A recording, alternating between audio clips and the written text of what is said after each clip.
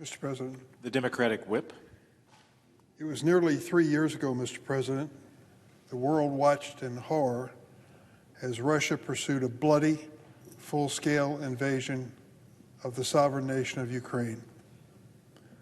I was in Vilnius, Lithuania, with my colleague, Senator Chris Coons, on that cold, dark morning in the airport when reports first trickled out that the war was again starting in Europe. 3 years ago, the Russian invasion of Ukraine was not a partisan issue in the United States. Congressmen and senators on both sides of the aisle agreed on the basic facts.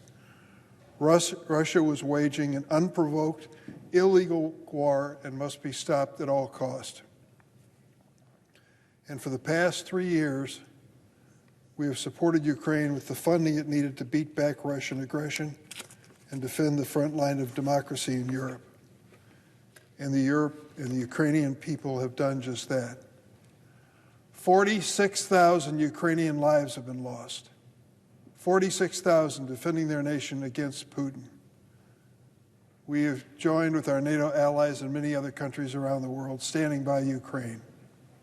And they have shown an extraordinary courage, a courage for the history books. But it turns out that the new President of the United States, Donald Trump, does not see this the same way as I do, and we have for 3 years. The fact of the matter is this: President Donald Trump is a pushover for Russian President Vladimir Putin. He's always been, and he'll always be. Since Trump took office, he has played right into Putin's hands. The outrageous comments he posted today on Truth Social make that painfully clear. In the post, Trump attacked not Putin for the invasion, but the Ukrainian president, Vladimir Zelensky, blaming him for Russia's invasion that, as I said, has killed more than 46,000 Ukrainians and displaced millions more. And it's disgusting to say that President Trump called Zelensky, the president of Ukraine, a dictator without elections. Can you believe it? An American president selling out a Democratic leader bravely defending his country from an actual dictator.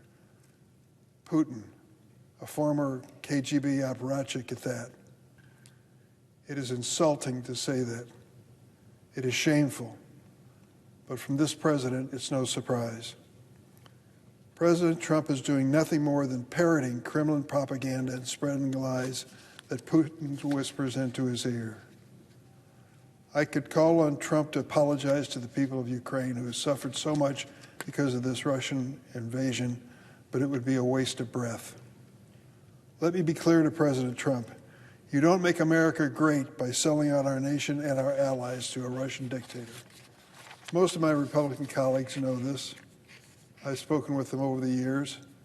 They've joined me in a bipartisan coalition to be part of the Ukrainian caucus in the Senate. But it's time now for them to speak up. I know they're politically fearful of Donald Trump and his power, that if they say the wrong thing, he, with Elon Musk's money, will come in and take him out in a primary.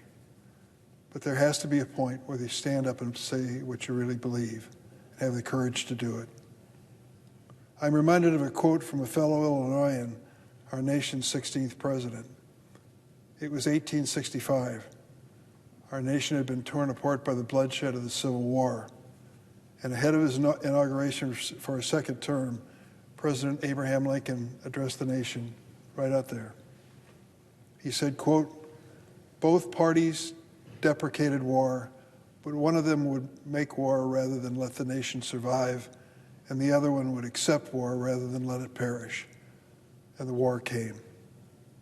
Although President Lincoln was referring to the two factions of the Civil War, I believe it applies here as well. Putin has made war rather than let Ukraine survive, and Ukraine has had no choice but accept war rather than see itself perish. President Zelensky and the Ukrainian people have led that noble effort with strength, fortitude, and determination. As their ally and a fellow democracy, which Putin certainly is not, And as a nation committed to freedom, the United States of America has an obligation to stand by Ukraine, not to appease Putin.